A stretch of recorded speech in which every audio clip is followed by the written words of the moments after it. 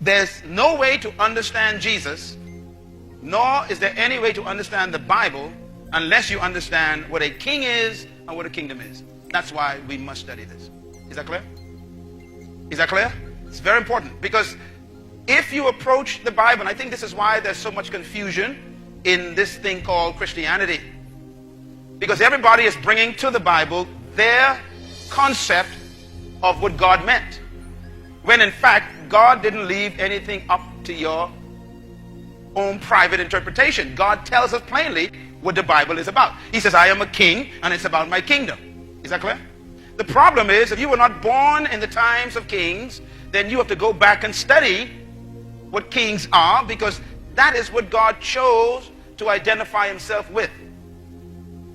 Am I making sense? This is very important, because I know how much it means to me personally. I am being blessed just understanding what it means, but I want you to understand why you must understand what it means. Theologians are not automatically right. That's a mouthful. I went to college and I studied theology, and what they taught me in college was from the writings of some other writers, not necessarily from the Bible. Most of what we studied was people's commentary on the Bible. One of the most important people we had to study as a big requirement was St. Augustine. As a matter of fact, a lot of our theology is taken from St. Augustine. St. Augustine was a Catholic. And in all the Protestant seminaries and all the universities that teach theology, you have to study St. Augustine. Now keep in mind, I said St. Augustine was who? He was a Catholic priest. St. Augustine, therefore, comes to the Bible from his perspective and his background. And 90% of the pastors that are trained in seminaries had to read and study this man. I had to as well. So he brings to the Bible his Catholic concepts, which we as Protestants, so-called, have taken on as our theology. Now, when I read most of what they had us to read about St. Augustine's theology, I didn't see any kingdom anywhere in it. I graduated from university with a degree in theology, and there was no class on the kingdom. Not one. As a matter of fact, I don't think we ever discussed the word in one of our classes. Just the word kingdom was never discussed. And I got a degree in God. That's what theology means. Theo is God, and ology means study. So theology means the study of God. I studied God and never studied kingdom. And yet the Bible is all about a king and his kingdom. And God calls himself what? King. There's no question. Now, there are a few things that God identified himself with. And I think the reason why he did is because he knew the nature of those things. For example, God identified himself with a lion. Why? God made the lion, and he knew what the lion's nature was like. So there's certain qualities of the lion that God identified himself with. The lion is what? Brave and courageous. So the Bible calls Jesus the Lion of Judah. God says that he sat upon the throne, and it was the lion that sat upon the throne when John saw him. So it was really an animal. It was talking about the qualities he saw. He saw courage. He saw boldness. He saw confidence. That's how lions are. Then God identified himself also with another animal, an eagle. He said, I will carry you like an eagle carries her young ones. I will stir you up like an eagle stirs. And so God called himself like an eagle. An eagle is a unique bird. The qualities of an eagle are very clear. An eagle is very confident.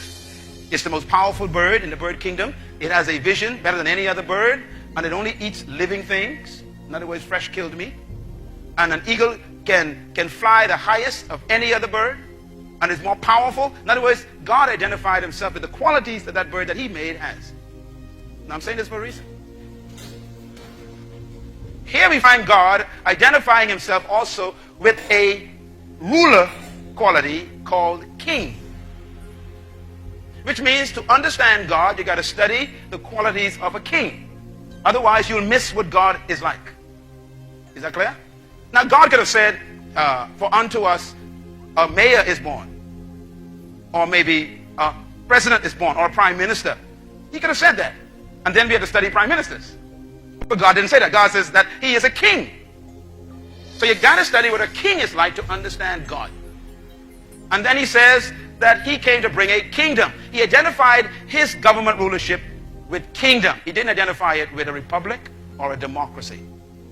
Nor did he identify it with communism or socialism. He could have done that, but he didn't. He identified it with a kingdom. And that's why it's impossible to understand this Bible until you first understand what a king is and what a kingdom is.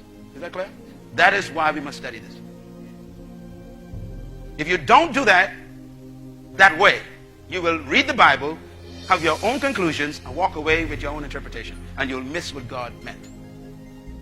This is what theologians have done. They become so engrossed in studying what words mean, they forget what they meant. They're so committed to studying deep things, they miss the natural thing. I don't want to be deep. I just want to be right. I've heard some deep things that are not right, and I'm still hearing them lately. I listen to great preachers preach, and it makes you shout, but it's not right. It doesn't communicate what God meant. And I think the religious community, that includes all of us, we are so used to getting something to make us shout that we are more excited about the shout than we are about what God meant. So we really follow God and we get involved with religious activity for a feeling rather than a transformation. I don't know about you, but I don't want to be excited. I want to be right.